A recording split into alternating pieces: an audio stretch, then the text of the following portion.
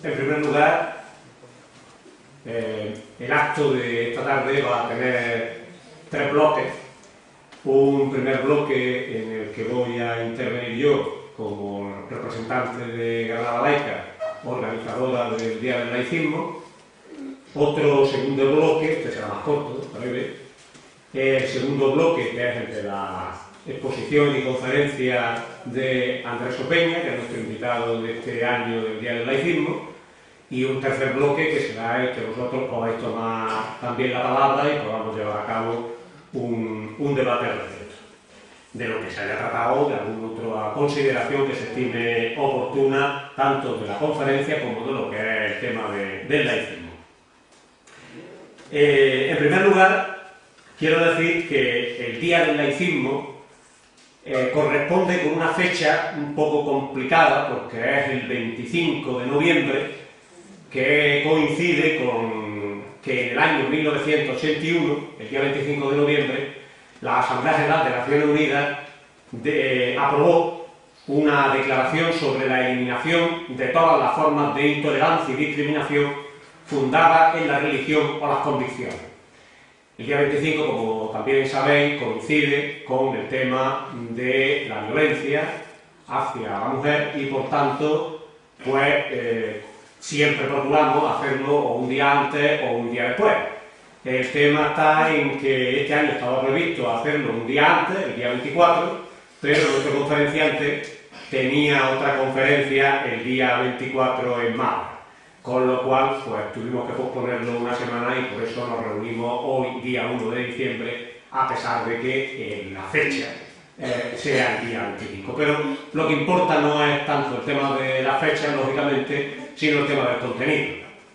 Esta declaración, el por qué toma, o por qué el Día del Laicismo toma de base esta declaración, pues porque en esta declaración las Naciones Unidas, es decir, por tanto un organismo que, entre comillas, con todos los reparos que lógicamente todos los que aquí estamos creo que le podemos poner, de vez en cuando pues hace declaraciones que son inteligentes e interesantes.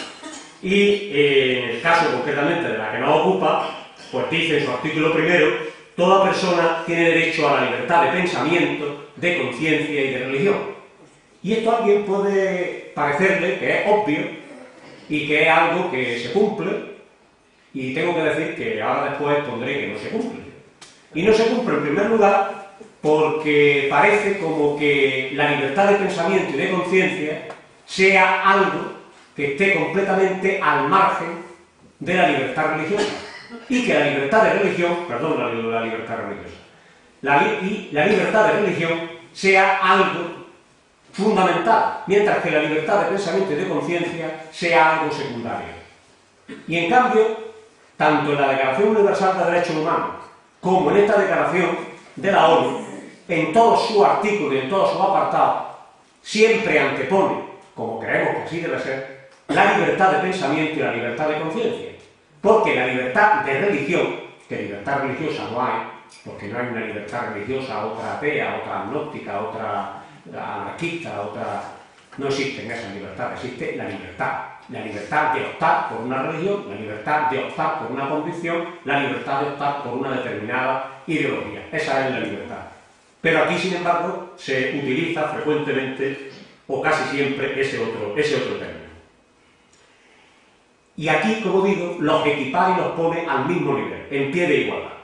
En el artículo segundo dice: a los efectos de la presente declaración se entiende por intolerancia y discriminación basada en la religión o las convicciones toda distinción, exclusión, restricción o preferencia.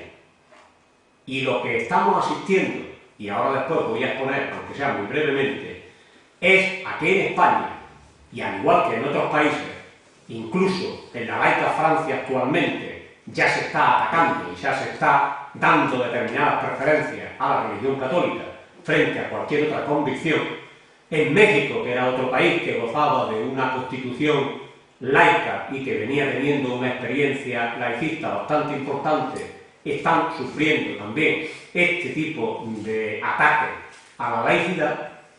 Pues bien, aquí dice claramente que es algo que supone una discriminación el hecho de darle preferencia a alguna opción, sea religiosa o sea una convicción de libre elección.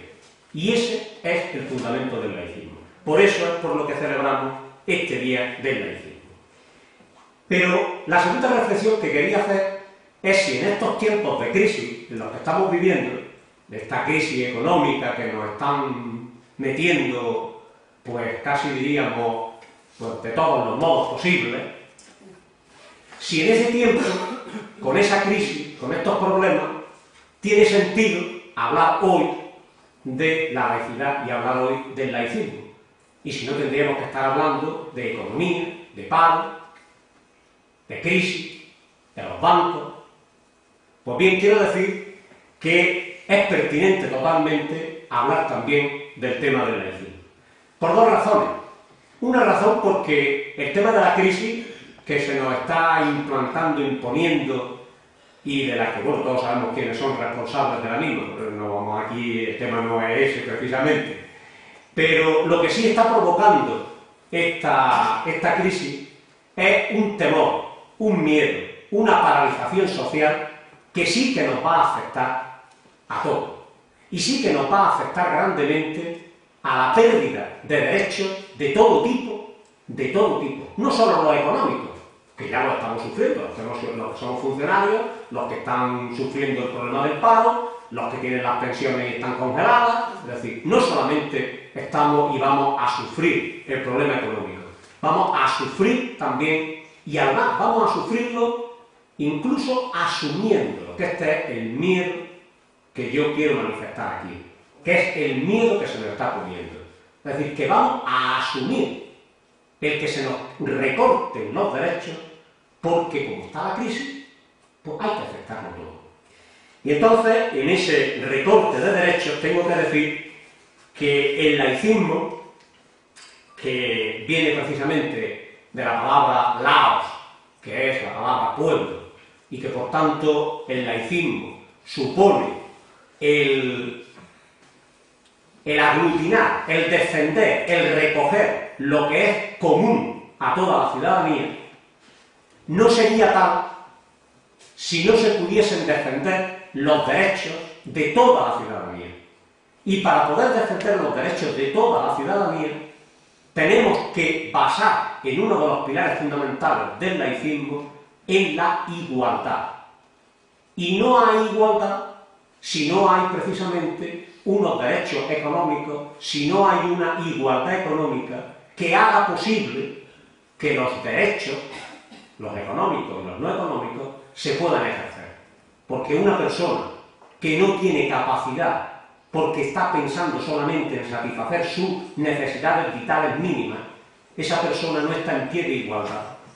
No, esa persona no tiene capacidad de poder optar a la libertad de pensamiento y de poder ejercer plenamente sus derechos.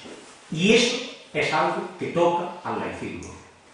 Es cierto que el laicismo, fundamentalmente, nos centramos en tres grandes bloques, en tres grandes pilares, que es la libertad de conciencia, pero ya digo que eso es fundamental, la igualdad en ello, el tema de la separación de la Iglesia y el Estado, y no caer en el clericalismo, y actualmente también estamos viviendo unos momentos y unas situaciones, sobre todo en el norte de África, en el que una forma de clericalismo, que no es el católico, pero que es el islamismo, es decir, unas teocracias, no llegando a esos extremos, pero sí estamos sufriendo y estamos viviendo cómo una serie de regímenes están optando por una opción islamista, por una opción en la que la religión va a imponer las normas que van a regir esos países.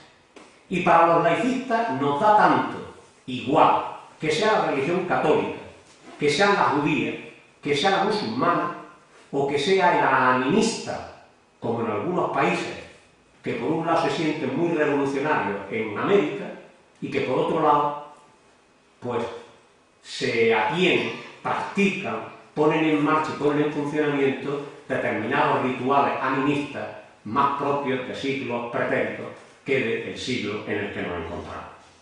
Y por otra parte, el otro pilar básico del laicismo es la neutralidad, el aconfesionalismo. Y realmente no estamos, desde el año pasado, es decir, desde la última celebración del Día del Laicismo a esta fecha, no podemos decir que hayamos avanzado en esa otra opción tampoco, en absoluto. Al contrario, estamos cayendo cada vez más en un confesionalismo. Y pondré algunos casos de este año, casos recientes. Quizá el primero y más importante sea el tema de la financiación. 10.000 millones de euros que se le estén concediendo a la Iglesia Católica, 5 millones de euros que se le estén dando a las otras confesiones religiosas, aunque sea una diferencia abismal, da igual, un céntimo es exactamente lo mismo. Es el hecho que comentaba antes. Toda distinción, exclusión, restricción o preferencia de una de ellas ya supone una vulneración de los derechos fundamentales. Por tanto, aunque sean 100 euros, ya es más que suficiente. Pero es que a eso hemos tenido que soportar la visita de Ratzinger, en la que le ha costado al Estado 100 millones de euros, en distintas formas. Y ahora nos sale el señor Rouco y la conferencia episcopal diciendo que han sacado un superávit y que además no solo un superávit, sino que el país se ha beneficiado de 354 millones de euros que han ingresado en España gracias a la Jornada Mundial de la Juventud Católica. Y claro, es que ellos, como están acostumbrados a la fe, pues por eso se creen ellos estas cifras. Los que no tenemos esa fe, pues desgraciadamente pensamos en otras cosas muy diferentes y no en estos 354 millones que curiosamente se me han sacado de entrevistar a unos cuantos peregrinos y decirle, ¿tú cuánto te has gastado? Cuando todavía le deben incluso a los hosteleros de Madrid, y a los hosteleros de Madrid le deben todavía cantidades de dinero de los dichosos muchachos que iban por Madrid en aquella fecha con su uniforme y que tenían pagado pues todo, el metro, que se lo tuvimos que pagar, el alojamiento, que se lo tuvimos que pagar, las comidas, que se las tuvimos que pagar, etcétera, etcétera. Pero no es la asignación del IRPF, que todos sabemos, las inmatriculaciones, que es apropiarse de bienes públicos por parte de la Iglesia mediante un reglamento de la ley hipotecaria que le posibilita y le permite a la Iglesia el escriturar a su nombre determinadas propiedades. Os voy a decir un ejemplo muy concreto. Tan solo hace unos años, la mezquita de Córdoba, que la tenemos aquí muy cerca, se quedó inmatriculada a nombre de la Iglesia Católica. Hasta entonces, hasta hace unos años, era un bien público. Y a partir de hace tan solo unos años, gracias a este reglamento que aprobó el señor Aznar en su momento cuando estuvo gobernando, posibilitó el que hoy la mezquita de Córdoba esté a nombre de la Iglesia Católica. Fundamentalmente son en otros sitios, en Navarra fundamentalmente, donde se han hecho más inmatriculaciones, pero quería poner un ejemplo de aquí porque no nos pensemos que es una cosa de lejos. Yo que llevo el Observatorio de la Laicidad, todos los días tengo que poner, con el tema del patrimonio eclesiástico, todos los días tengo que poner tanto dinero para la rehabilitación, la reconstrucción de tal patrimonio de la Iglesia. Patrimonio de la Iglesia que después no repercute, porque es verdad que a lo mejor el patrimonio de la Iglesia hay que mantenerlo como un bien para todos, pero para disfrutarlo todo.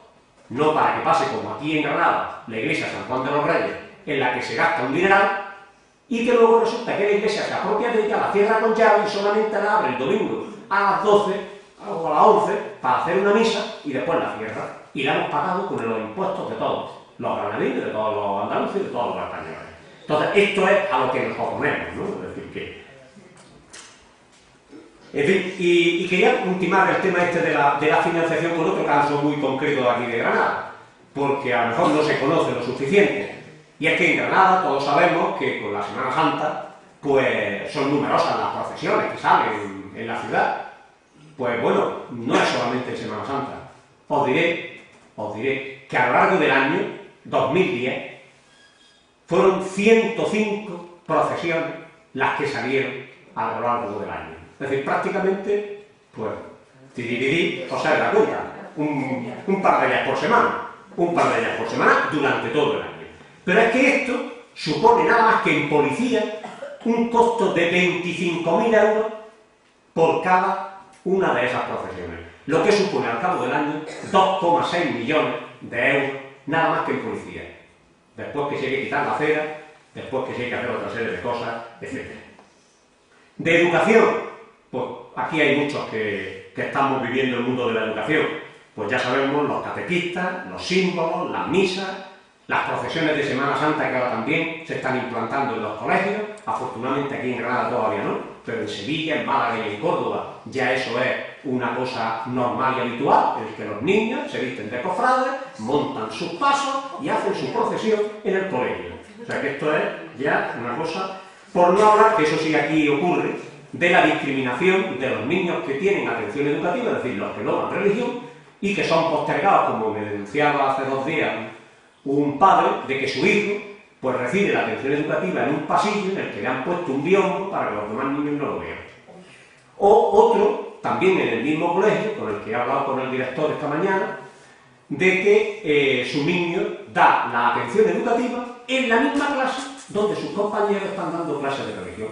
Solo que los niños que dan la clase de religión están en la primera fila y a él le han puesto una mesita al final, al lado de la puerta, para que haga allí unos dibujitos, mientras los otros y la maestra de religión, o la catequista de religión, mejor dicho, pues les hable de los ángeles, de Dios, de la Virgen, de la Asunción y de los santos ministerios. Bien, recientemente hemos celebrado unas elecciones. Pues en esas elecciones, muchos de los colegios electorales, en concreto en Granada, 36 colegios electorales, pues tenían símbolos religiosos, que desde Granada Laica venimos denunciando año tras año y reclamando a la Junta Electoral Central que elimine esos edificios como colegios electorales. Sin embargo, siguen existiendo. Y bueno, que hablar también de los belenes, de los símbolos en la administración, etc. Pero me voy a centrar ya, y con esto termino mi parte, en cómo ese confesionalismo ha llegado a esta santa casa. Y me vaya a permitir la expresión de santa casa. Me refiero a la universidad. Porque la universidad parece que últimamente quiere ser sagrada y santa. Y para ello no escatima absolutamente medios ninguno, sino que está poniendo todo el empeño en que la eleven a los altares. Y esto lo hace la Universidad de Valencia, en donde dentro de unos días tendrán un congreso muy científico sobre el tema de la sábana santa. La Universidad de Girona, en la que han hecho un máster en el que una de las asignaturas era geometría sagrada. Por si alguien no lo sabe, está la euclidiana, y en fin, no soy matemático, no está aquí mi amigo Benjamín, que entonces podría ser un hermano en este asunto, pero no sé si conocéis el tema de la geometría sagrada. Bueno, pues eso es una cosa importantísima que la Universidad de Girona, pues en un máster de algo más de 1000 euros que hay que pagar, pues podréis enteraros de lo que es la geometría sagrada. Si no, pues lo siento mucho, pero os vais a quedar sin saberlo. Recientemente, estoy hablando de anteayer, bueno, anteayer, la Universidad de Alcalá ha firmado un convenio con el obispo. En ese convenio con el obispo, pues se dice que el convenio tiene por objeto la realización de actividades docentes y de investigación entre el obispado y la universidad. Que entre las actividades que se desarrollarán serán cursos de teología católica en la Universidad de Alcalá de Real, seminarios sobre derecho religioso, cursos de verano, conferencias, congresos, prácticas de los alumnos de la universidad en las iglesias. No sé si van a hacer de monaguillos las prácticas o de qué van a hacer, no sé. Con esto de la pederastia, pues a lo mejor ya los quieren, en vez de chavales jovencitos, quieren ser universitarios para el tema de las prácticas en la universidad. No lo sé. Proyectos de investigación, exposiciones y conciertos. Porque el convenio tiene que ser muy cultural. O sea, en fin. Y hablando de declaraciones, pues claro, cuando uno lee las declaraciones del señor ministro de un partido que está ahora mismo en el gobierno transitoriamente, pero que se llama Partido Socialista Obrero Español, y que en el Congreso de la Escuela Cristiana dijo: alabo la existencia de centros católicos y su papel fundamental en la educación del país. Eso lo dice el señor Gabilondo, en el que, hablando personalmente con él, me dijo que pensaba lo mismo que yo, que la única diferencia es que yo estaba sentado en el sofá y él estaba sentado en el sillón de ministro. Claro, cuando uno lee esto, bueno, ya se lo dije en aquel momento, que me parece que estaba equivocado, que no pensaba igual que él, ni mucho menos, pero desde luego leyendo esto le voy a tener que mandar un correíto diciendo que me deja muy claro que en la conversación que tuvimos estaba claramente la diferencia de posiciones que él tenía y que yo tengo. Alabo la existencia de vuestros centros, porque se estaba dirigiendo a los centros cristianos. Alabo la existencia de vuestros centros católicos y su papel en la educación del país. La sociedad valora, respeta y estima la pluralidad que aportan vuestros centros, que ensanchan los valores de la libertad. Los centros. Sin la escuela concertada no sería posible el logro de este país, que escolariza a más de 9 millones de personas. Claro, con 3.900 millones de euros que el Estado le da a escuelas concertadas, yo también puedo hacer muchas cositas. Desde luego, puedo escolarizar a muchos. Con 3.900 millones puedo escolarizar a muchos alumnos. Y como estábamos hablando de aquí, de la universidad, pues ya aterrizamos en la Universidad de Granada para decir pues que aparte de las misas, de los patronos que tienen muchas facultades, de la pastoral universitaria, de los capellanes y las capillas, pues recientemente la Universidad de Granada ha creado, por si no teníamos bastante con la Facultad de Teología, pues ha creado una cátedra de Teología Católica. La primera cátedra de Teología Católica, porque hay otras cátedras de teología en otras universidades que no se atreven a ponerse ese calificativo. Son más austeros y se llaman solamente cátedra de teología. No, aquí no han tenido ninguna desfachatez en denominarse cátedra de teología católica. También hace pocos días, presentando precisamente esta cátedra de teología, nos encontramos que la universidad, la Facultad de Psicología, estaba concediendo 8 créditos a una pseudoterapia pseudo-religiosa que habla de un alma universal y que coge al que está en una situación de desequilibrio mental, lo pone alrededor de un grupo de personas que se hacen pasar por los difuntos de esta persona, y que entonces pues hablan y con esto pues consiguen que esa persona adquiera y tenga su salud, recobre su salud mental. Pues bueno, pues esto, la Facultad de Psicología lo apoyaba con hasta 8 créditos. Afortunadamente, hay que decir, en honor a la verdad, que inmediatamente que se hizo la denuncia, el decanato y el rectorado rectificaron y eliminaron esos créditos. Pero lo que no han rectificado es manteniendo el seminario Newman, y la propia Consejería de Educación, hace también, la semana pasada exactamente, se reunió el señor presidente de nuestra Junta de Andalucía con el superior de los jesuitas para apoyar, primero con una ley en el Parlamento de Andalucía y después financieramente, la primera universidad católica de Andalucía, la Universidad Loyola de los jesuitas. También acaba de salir recientemente, para que no penséis que todo es contra los católicos, acaba de aparecer en el Boletín Oficial del Estado el reconocimiento de todos los estudios de teología que los evangelistas y las iglesias protestantes tienen en España, para que se les conceda titulación universitaria a todos los que hagan sus estudios de teología en su escuela o en sus lugares de culto correspondiente. Por tanto, digo desde el principio que aquí no hablamos solamente del laicismo, no es el anticlericalismo contra la Iglesia Católica, sino lo que defiende es precisamente la separación entre lo que es un ámbito, que es la vida pública, que es el espacio común a todos, y otra cosa muy diferente, que son las convicciones y las ideas religiosas que cada uno puede tener. Ante esto, Granada Laica ha respondido constituyendo un grupo especializado en el tema de universidad que es Unilaica, una asociación por la defensa de una universidad laica y pública.